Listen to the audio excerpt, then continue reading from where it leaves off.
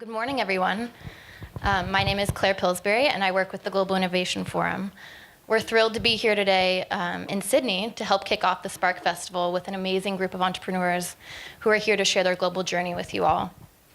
The purpose of this panel is to hear from these Australian-based entrepreneurs about the opportunities they see in global markets, the challenges they face, and tips, technologies, and best practices that they use to engage globally. So the intent of this panel is to be more of a conversation and give you all an opportunity to engage with our distinguished panelists here today. So I'll be sure to keep time for Q&A, so please come up with your questions and hold on to them until we get to that. So I'd now like to introduce briefly our panelists. You have their full bios in the program as well. So we have Dr. Katrina Wallace with us, who is the CEO and founder of Flamingo. Next we have Graham Ross, who is founder and CEO of Kusaga, and Sibi Pulikasero, did I say that right? All right, who is co-founder of Baraha. So thank you all very much for being here today. I'd like to start off by asking you each to briefly describe your business and the role that global markets play in your success and your business overall. So Dr. Wallace, if we could start with you, that'd be great. Thank you. Hello, good morning, everyone. So I'm the founder of Flamingo. So we are an artificial intelligence machine learning company, and we provide what's called a cognitive virtual assistant. We call her Rosie, and she now has a sister, Maggie, that large financial services companies use to help guide their customers through their online purchase of complex financial products. So we founded the business 2014 here in Sydney. Within 6 months, we recognised that the Australian market just wasn't going to move fast enough, didn't understand how to engage with startups, and we decided that we would be global from day one, so we moved the business to the US. So we did what's called a flip up. So we flipped up the company from being an Australian company to being an American company. I moved the commercial team to New York, where they're based now, and we've kept the data scientists and the developers here actually in Stone and Chalk. We have about 30 staff and are growing very quickly. And I've just had 3 weeks in the US, just came back 2 days ago, and just confirming that actually we will double down and continue to build out our business in North America, and probably on the back of that probably will be China, our next market. So I disagree a little bit with the minister, quite a lot. Also disagreed earlier this week with Julie Bishop talking about the fact that we're a commodities country and mining is rebooming again. I just think we've really got such a long way to go. In the US, I can't walk down the street without someone talking about artificial intelligence and machine learning being the next profoundly disruptive technology. It's like the coming of when electricity came or when the internet came. Australia, we're really behind, and so the global markets for us are essential. We'll continue having North America as our primary market, then we'll probably move to Asia. We are doing work here in Australia. We've got some great companies we're working with here, but it's very slow. Thank you. Graham? Good morning, everybody. Happy Friday, thankfully. Although as an entrepreneur, every day is a work day, really. So I'm the founder of Kusaga Athletic. We make future fabrics and sustainable sportswear and activewear. About 3 years ago, I had this crazy idea to reimagine the textile industry. Every person on the planet will touch a textile today. That's the market we're playing in. We started in Singapore. And I'm sure every traditional business plan would not start with a founder in one country, another founder in another country. In fact, my business partner and I have never actually shared an office together. So we've lived overseas, we've lived in the cloud, we live with global markets. I've been back in Australia the last couple of years for family reasons, but all our business is done overseas. I'm trying to excite a bit of marketing, a bit of manufacturing here that's in the pipeline. For us, there was a tremendous opportunity to take on an industry that affects every person on the planet. It's the second largest polluter on the planet, behind coal, which is crazy. And everyone in this room has a chance to play a part to change the industry. This industry needs to be more sustainable. What's happened for us is that technologies allowed us to access cellulose-based materials to turn into the fibres. So instead of using traditional fibres like cotton and polyester, cotton is a very heavy user of water and pesticides, and polyester is a man-made petrochemical, so greenhouse gases, ends up on landfill, takes a long time to break down. So we've taken that on. We've moved directly into sportswear and activewear. I came into this industry with absolutely no knowledge of the textile industry. In fact, my wife has been buying my clothes for about 20 years, so I had no idea what my clothes were made of. And so there was a bit of research, and once I discovered the impact of my little wardrobe, I thought someone should do something about that. So we're manufacturing sportswear and activewear because I'm a runner and I know how a run shirt should fit, but we're moving into bedding, consumer products and building materials. So for us, the scope is massive globally, and we need to activate those customers, the supply chain all over. Our manufacturing has been done totally overseas, mainly in Asia, in various markets. They were lucky a couple of years ago to get a call from some guy with an Australian accent saying, "I've heard you've got this technology and these fibres, can I get hold of them?" And then I had to find another factory that said, I've got all these fibres you never heard of and I want to make some fabric. So for us, it's been about connecting with partners all over the world and creating effectively a new industry within an existing old industry. So, thanks. What about you, Sibi? Thanks, Claire. My name is Sibi. I am the co-founder and CTO of a company called Baraja. Baraja is Spanish for deck of cards. My co-founder is Peruvian. I'm here with you today because he's in the US, so we are firmly global in that all of our customers are overseas, and we'll probably stay that way for some time. That doesn't bother us because ultimately we have the dream that our device will be on every car in the street. We make what's called LiDAR. It's the primary laser sensor for driverless cars. And we are racing for these things to be on cars as soon as 2021. Great. So can you tell us a little bit as well about the markets that you're engaged in outside of Australia? So we work heavily with self-driving car companies. These companies have all agreed to try to develop cars and technologies for consumer use by 2020. There include some of the big car makers, but also small startups, Google, Uber, as well as a raft of other ones in all the countries.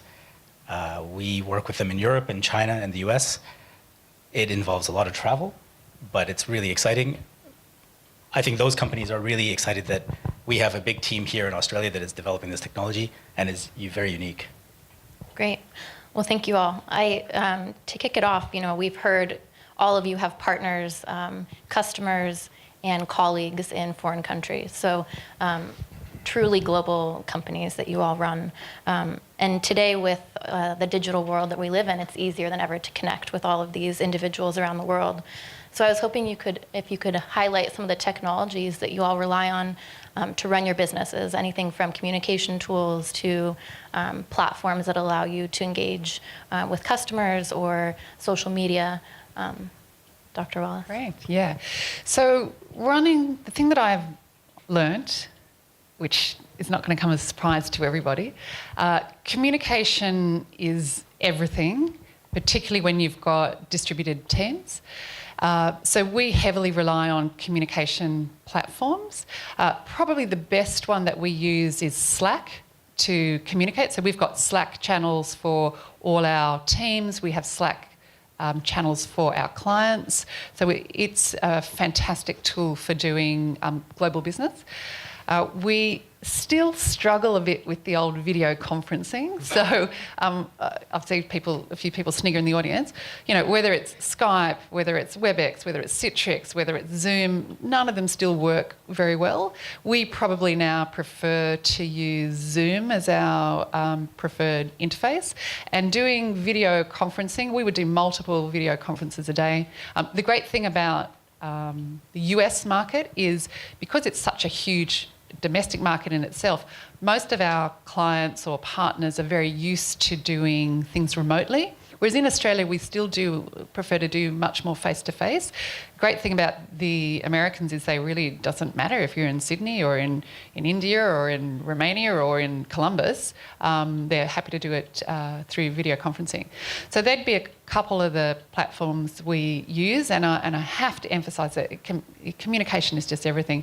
The face-to-face time is still really significantly important for distributed teams. So I spend used to be half my time New York, half my time here. I'm now probably a third in New York as we're getting a bigger team over there. So that's significant. And then we use the HR is a challenge. So having payroll and health benefits and all of that, we've sort of learnt the hard way about how to have in the different countries our different HR operation systems. I think there's still a long way to go before there's an effective global platform in managing operations.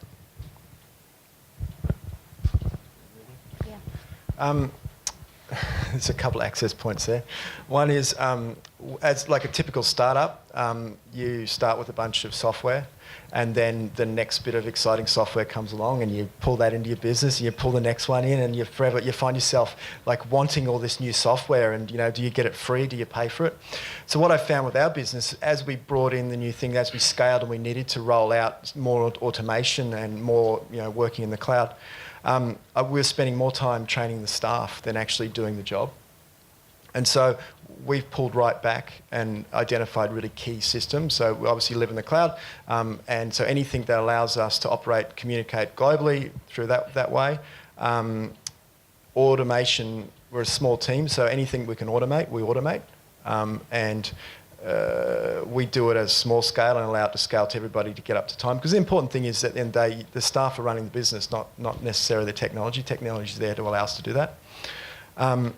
If I can answer probably from a retail perspective, we have a Shopify store. It's really simple. It's solid. There's more and more apps coming online. There's importantly access from any currency to come in. A shameless plug. We use PayPal and Intuit. For my singing for my supper.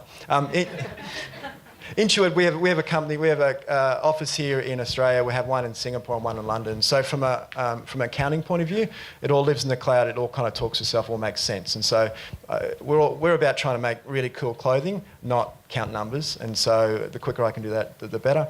And from a retail point of view, a lot of our customers use PayPal. It's trusted in the marketplace, and that turns it over. So at that point where you've got them to the checkout, and people do still drop off, if they can kind of go, I can choose PayPal, especially if they're looking at us and going, where is it being shipped from? That converts for us. And so, so my takeaway is find the stuff that works for you yourself, not what somebody writes about, and then go from there with your scale.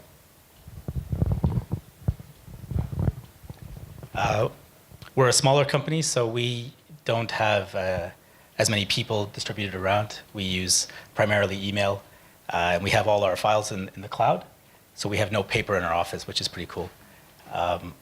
But actually, I would say that people advise me to use Slack, and I hate it. I hate Skype. I hate all these things. I don't like talking on the phone. So actually, I only really like talking face-to-face,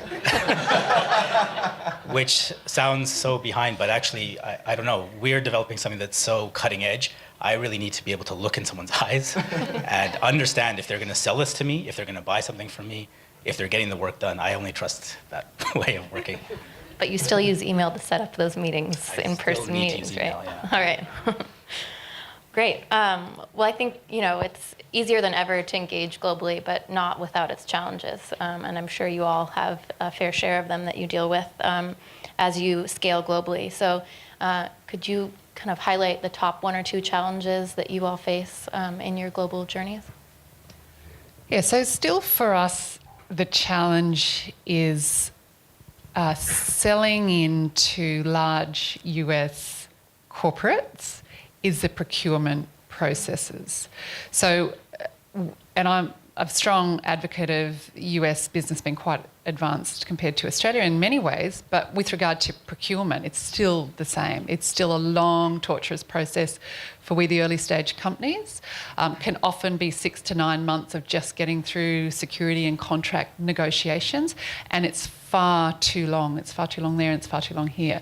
So we now have a full-time attorney who's on our team in New York, which is crazy for a young company. We shouldn't need to have a full-time legal team member, but we do, just someone to help us get through these contracts. So big business is still really difficult to engage with, and I would encourage if government, so whenever we have these kind of governments, and the pity I couldn't bail the minister up before he left, it's, you know, there's tax and there's R&D grants, that's all amazing, but what government could do best for us in whatever country we're in is help get the businesses to have a better engagement process for startups. It really knocks us. So that's a major challenge. We also spend a lot of time figuring out our IP and whether we're going to patent things or trademark. So we've decided to do a full IP strategy. So we spend hundreds of thousands of dollars on getting trademarks and patents in place.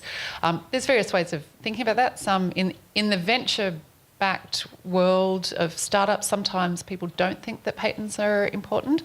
We think they are, and I'm keen to hear my panel members' view on that. But there is some challenges around locking your IP up, particularly again when you're selling into big corporates, etc. So those two things remain a challenge for us. Has everybody got a couple of hours? The amount of problems trying to change the textile industry. It's so archaic, it blows my mind. So our challenges were clearly communication in different languages, and so our suppliers were all, English was their second language. So learning how to communicate, cultural challenges that we have, they're mainly my cultural problems. Accessing and getting across to create a relationship. So I completely hear what you're saying, face-to-face is important. I got on the plane and went and met all our suppliers once we'd had the initial conversation. And once I was able to get there and look a person in the eye and they could see what we were trying to achieve. And I think also as a startup, you need to, with your suppliers, you need to get them to believe what you believe. You need to come there with all this passion and say, oh, you know, we're going to change the world, come on board. So they're not looking at you as a number on a spreadsheet. And from that point, I went from, you know, dear Mr. Ross to, hi Graham, how was your weekend? And so that was a great barrier to drop down. But you've got to keep doing that. So you can't just kind of go, that supplier's done. Like I talk to my suppliers fortnightly or some weekly, depending on, even if we're not in manufacture, it's got touching base, letting them know what you're doing in your business, letting you know some market knowledge about, you know, your sale pattern, and you can feed back to them so they can see that they can buy into you because they know, okay, we're only selling a few thousand or 10,000 metres to them now, but they could be a $100,000, $200,000 business. So we'll kind of keep into them. So if you keep doing that kind of human interaction, there's so many. You know, I think for us, our customers, so we're about, whilst we are selling product, our mandate is education.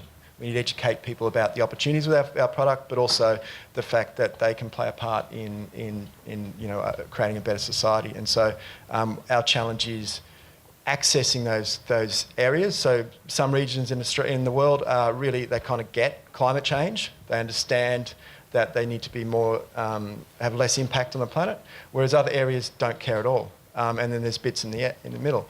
And so for us, it's accessing specific markets. So there's a market, in a global market called the LOHAS market, which is lifestyles of health and sustainability.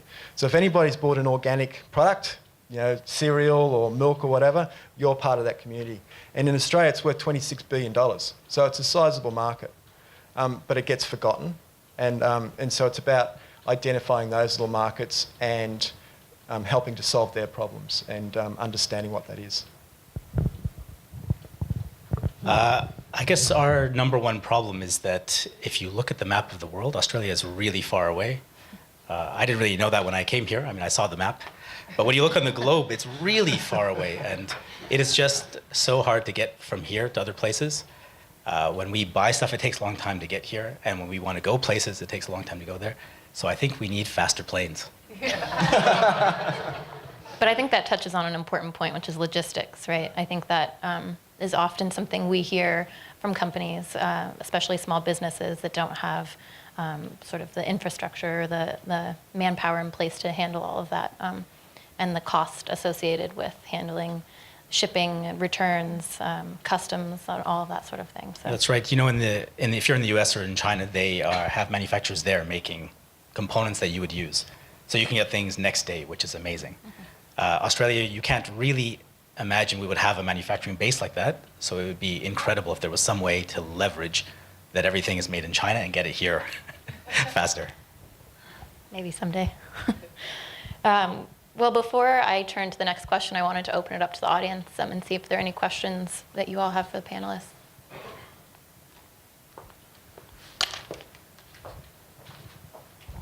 Hi.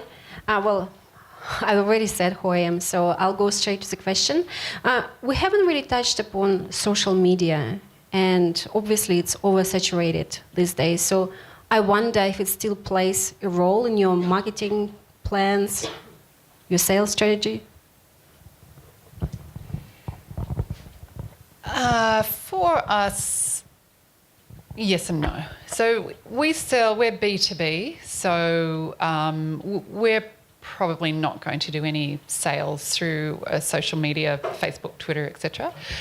We're also a listed Australian company now, so we originally Australian, then became American, and then last November I brought the business back and we listed on the Australian Stock Exchange, so the second only woman-led business to ever list on the ASX. And what that meant, thank you. But prior to that, social media, as an entrepreneur running a private business, I just say whatever I want, swear, cuss, talk about the government, whatever. And then as a listed CEO, I had to kind of tidy that up a bit. I can't quite say what I think. Yeah, because everything is monitored, right, by the capital markets. So we now use social media as a very effective communication strategy, but not as a sales channel. So if we're going to publish something, or we've got a webinar running, or we want to communicate in particular to the capital markets, we'll use social media very effectively to do that.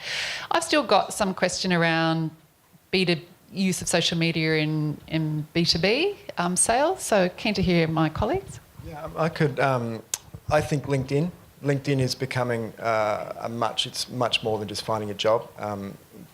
There's plenty of articles that they're bringing in. They're much more active to create that into a stronger social media. And I think it's a bit more elevated, so you do get that B2B. And we've definitely got business from B2B in regards to having opinion pieces, or talking about our latest product, or retweeting some press. And we've picked up because it's in that kind of right format.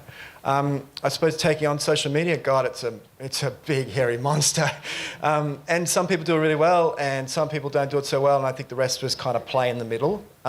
For us, we work across all channels. I mean, we could be better, absolutely. It takes resources. I try to automate as much as possible, and then just pick up the day-to-day stuff. So we'll kind of automate ahead a couple of weeks, and then on the day-to-day do stuff. But there's a challenge. You kind of do it in the taxi or between meetings. Like I have a role to kind of bring my business to the world. Kind of retweeting something is always a challenge, but I see the value.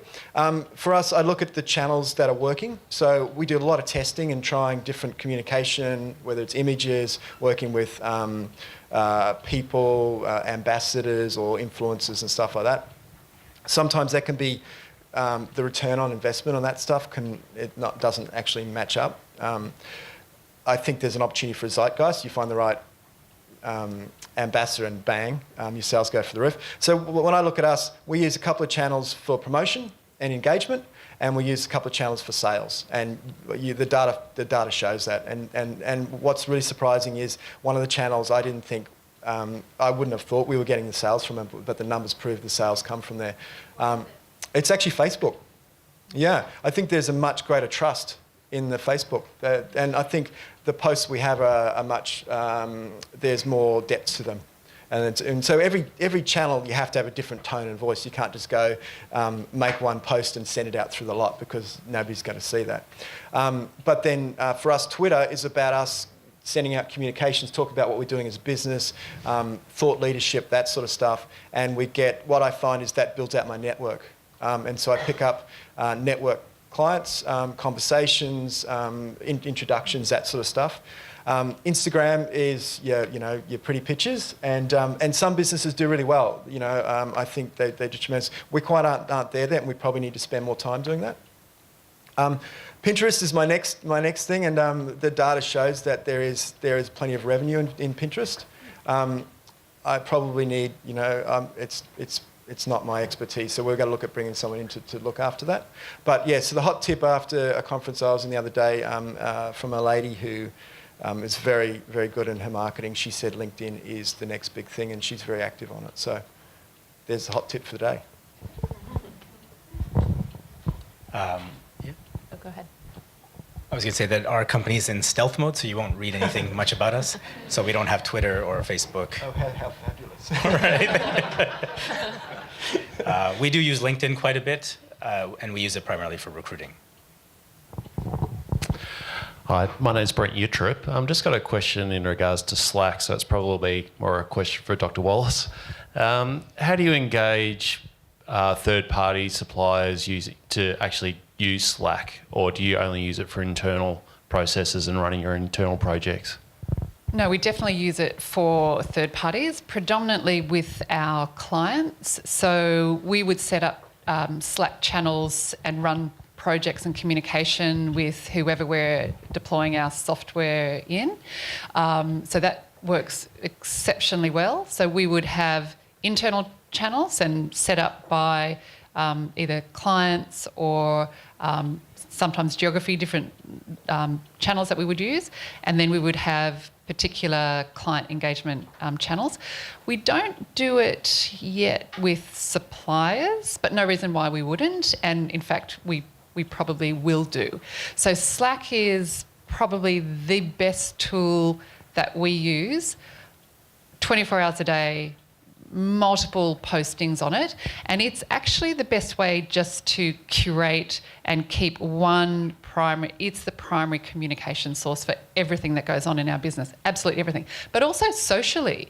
So Sonia, who's sitting down here in the front row, so we've got a food channel, we've got a holiday channel, we've got a external content channel, we've got like crazy shit channels where the staff also just post like random stuff they're doing. So it starts to mix both the culture and the social with the business, and it's cool. It works well. So yeah, I would encourage. For us, Slack is absolutely the main communication tool. Makes things faster. It's cool, it's fun. All our guys have sort of different themes of posting their little avatars. So sometimes everyone's a Lego character, sometimes everyone's an animal, sometimes everyone's a movie character or something. So there's a lot that can be done where you can embed your culture in Slack as well. I can have a stab at this. I'm new to Slack. We're still trying to be friends. I hate email. Like honestly, I'm the guy with 20,000 unread emails. It's like I go through what I need to do and then it's just, sorry. But I do subscribe to a lot of stuff. So you guys have probably sent me newsletters, so thank you. I will get to reading them eventually. My company's recently won a grant to open up an office in Brisbane as part of bringing new companies into the ecosystem, startup ecosystem. There's 28 companies from around the world. We have a Slack channel. And so what I like about that is there's a whole community of us that we are living on that. So the government feeds in the information of the events. We've got Slack channels to kind of go, let's go, who's going to the pub? Or, there's all the new visitors are going, I saw a wallaby, what's this big hairy thing? If I go north, was there more chance of dying than it is from south? So there's all that kind of fun. Somebody's posting a picture of a pie that's been mixed with Vegemite. A 4 and 20 pie that's mixed with Vegemite, and they're going, I must try that. I'm going, tell me what it tastes like. So I think, like I was saying before, if you have a business where the culture of the business can adapt the technology and it really works, I think that's fantastic. But then if you're trying to plug it into a business that kind of goes half use it and half don't work it, well then it falls apart. But so far I think the Slack's been probably one of the best. I mean, WhatsApp works for us because it's a bit more agnostic globally, and so we kind of use that. But traditionally, it's people send me emails and I read them. I don't have a comment. Okay. And I think we have time for one last question here in the front. Yeah. Oh, okay. Good morning. My name's Victoria Richardson. I work with the Australian Payments Council. I'm really interested in Katrina's comment about competition in financial services and how it appears that it's been easier to get this service off the ground in the US, and then you're looking at China. And the government here has just launched an inquiry into competition in financial services. So is there something about the appetite of US financial service providers to compete with one another to offer the best product that makes it a better market for you? And might that change once we've been through a process in this market? Yeah, this is a really, really nice question. So my observations in the US market is that they're probably at least 2 to 3 years ahead of understanding the global forces that are at play that are really going to affect financial services.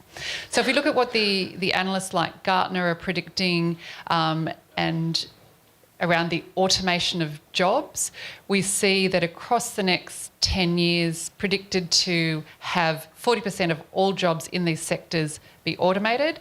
First is retail, then hospitality, then tourism, then insurance, then banking, other financial services products, telco, utility, manufacturing, government, in that order. So our experience in the US is that the boards, the C-suite understand that. They know that this is coming at a rapid rate of knots. They know that financial services are now a commoditised product that customers can get, whether it's car insurance or wealth management products or retirement products, anywhere, and it's all about the same quality of product.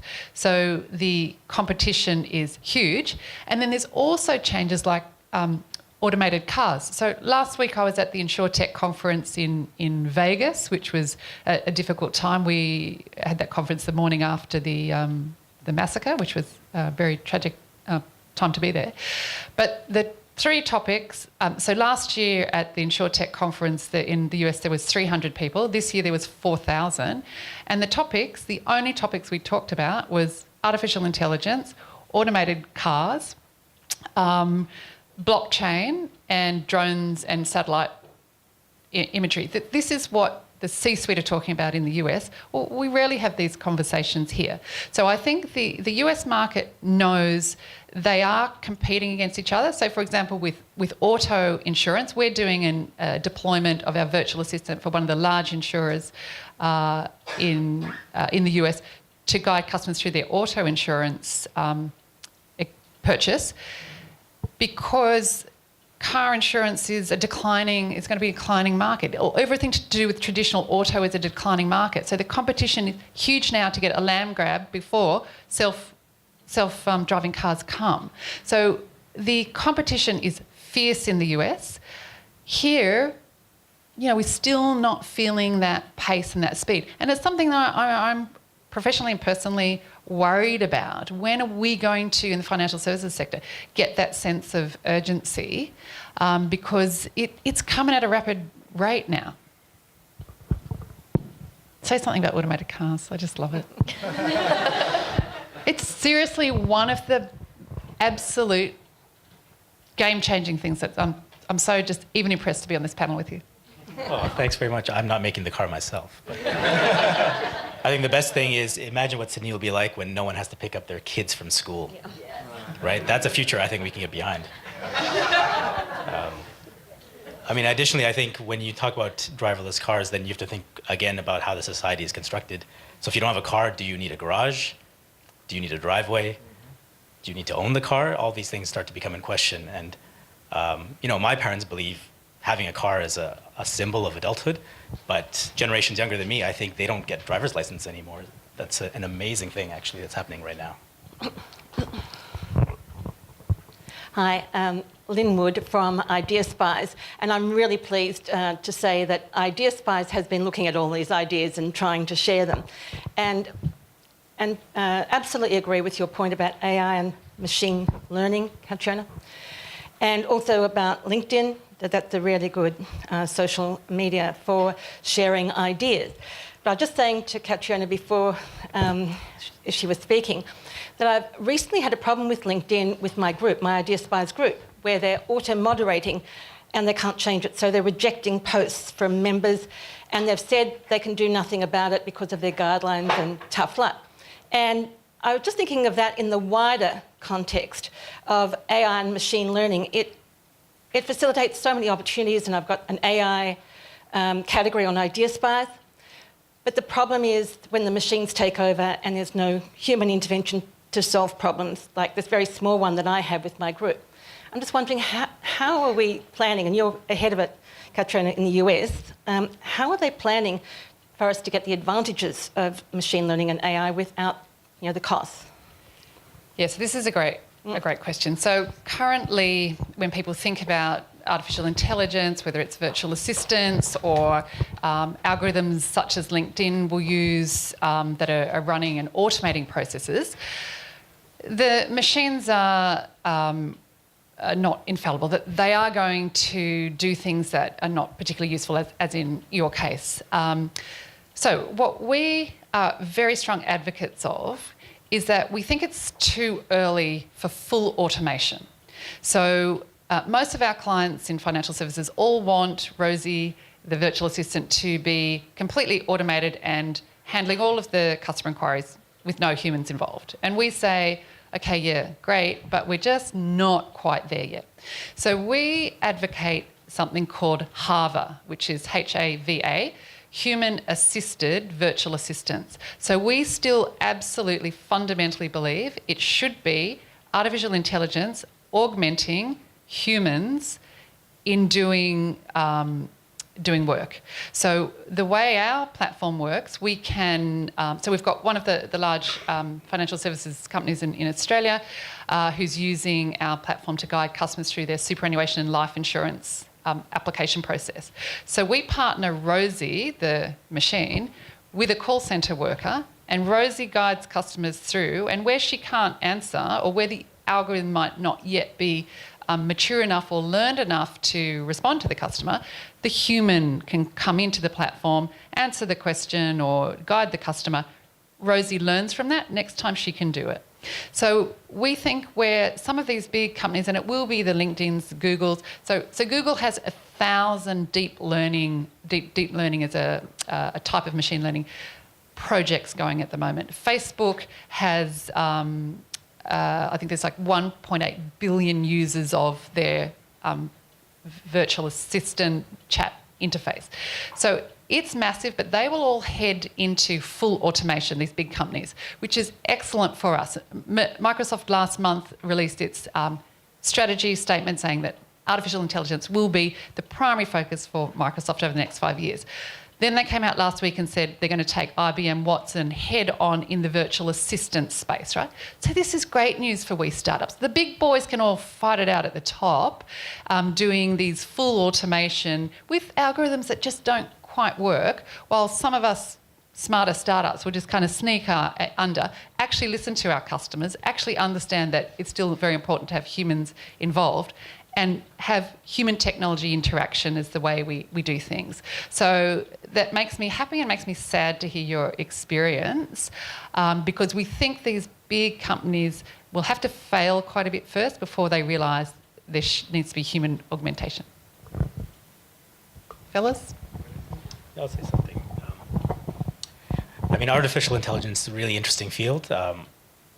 I think it's easy to get caught up in this fear that some sort of Terminator 2 scenario happens. But I feel like most of us would agree that that's not really an active threat. If it's something that comes in the future, maybe it happens. But I feel like trying to limit AI today so that we don't suffer in the future is not something that's practical. And the thing that I believe is actually, if you read the Isaac Asimov books about it's called the Robot Anthology, he posits a world where we have intelligent robots and they have rules to prevent them from hurting humans, and the books are about how those rules causes harm. So I think it would be foolish for us to actually impose rules upon artificial intelligence.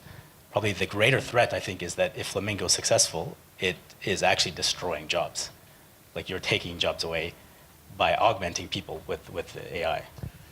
Okay, let me, if we've got time, just take that one up. So beautiful question. And we always get asked, are the virtual assistants going to displace people from from jobs. So the way if we looked at using Rosie to do guided selling, guided onboarding, it's actually a 30% saving in a call centre. So potentially 30% of call centre jobs could go away. What we're finding, particularly with our US customer base, is that our clients are going, okay, well, we don't want to get rid of those 30%. And in these call centres, these are like 10,000 seat call centres. We don't want to get rid of those 3,000 people. We've got so much other work to do because we're all pretty terrible at dealing with our end customers.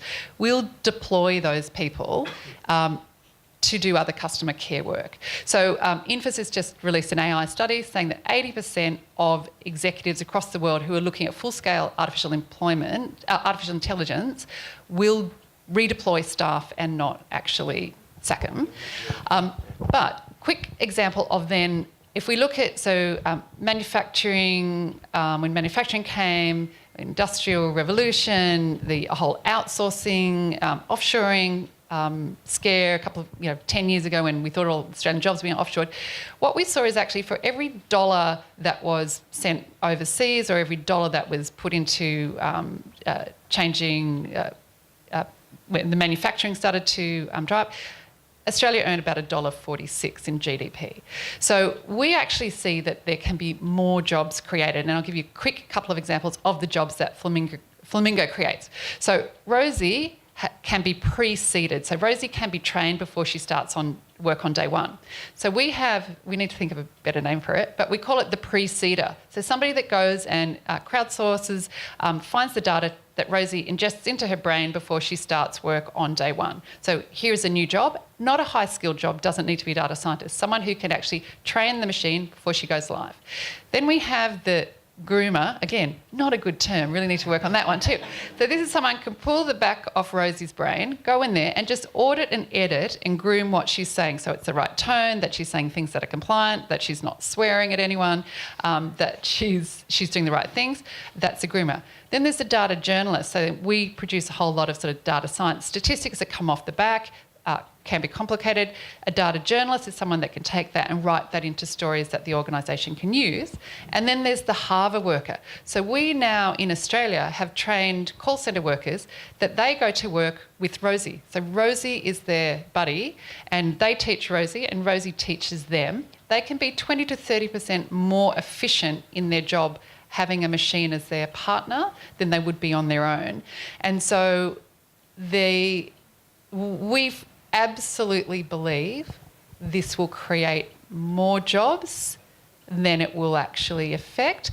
And I want the audience to know, and my colleagues on the panel, that we think about the ethics of this all the time. We are always thinking about how will this improve the human condition. So my fundamental belief is that AI will help humans be more human. Let me pile some human on top of that. I think absolutely, completely agree. I think AI is so exciting and it's going to change how we act every day. And the opportunity is incredible. From a business point of view, I think as we're all being startups, starting our business, having run a couple of businesses in my life, and some of them not that great in regards to people management. Taking an entrepreneur and giving them managerial roles doesn't always sit. It takes a bit of learning to kind of work out how to do things. But what I had opportunity with this business was to take a business to embed culture straightly into the business. So if you're running a business, instead of going, okay, we've lost some revenue, we need to cut heads. Let's not cut heads. Let's think about you've got a room full of hearts, and reframe the way you think about your staff. And so it might not be about cutting jobs. It might be thinking about how do we work as an organisation. So there's a manufacturer in the US. There's a financial crisis and they lost 20% of their revenue. And their first question was, should we cut jobs? Middle management said, let's cut jobs. The owners said, no. There's all these hearts in here. So what they did is they worked out a plan where everyone took off 4 weeks unpaid that year to pull down costs. But what happened was, on the floor or amongst the officers, those that could afford to take more time off did, and those that couldn't, and they gave those weeks to someone else. So some people only took 2 weeks off unpaid, other people took 6 because they could afford it. And they saved all the jobs, and they turned it around, they made a great company, but they increased the culture of the company, and they increased the productivity of the company, and they created a legacy of a company. So I think when you're starting up a business, just because it's by yourself or your partner, you've got a great opportunity to start to say, well, this is how we behave as a business. Not legally, but morally and ethically, and embed that culture. So when people come in, they know what they're buying into. And then as technology comes and things change, as business does, then you're equipped to cope with that, because you kind of go, well, these are all hearts, they're not heads. And I think there's a lot of businesses, big businesses, if they had a thought like that, there'd be a lot of people who wouldn't have lost their jobs. Great. Well, one last question for y'all before we move on to the next panel is, you've all been able to successfully go abroad and engage in other markets with customers and partners, but what is one thing that you would like to see governments do, not just the Australian government, but other governments in general do to help you be more successful and help others in the room as well? Well, we are not early stage anymore, but when we were thinking about starting the company, I think there was a lot of reasons not to start the company. We're a hardware startup, so there's quite a bit of capital involved, and it was pretty risky for us to try to raise the money. So I think some sort of support for people to really be able to go out and try something, even if it is hardware or experimental or science-based, that would be of great use here.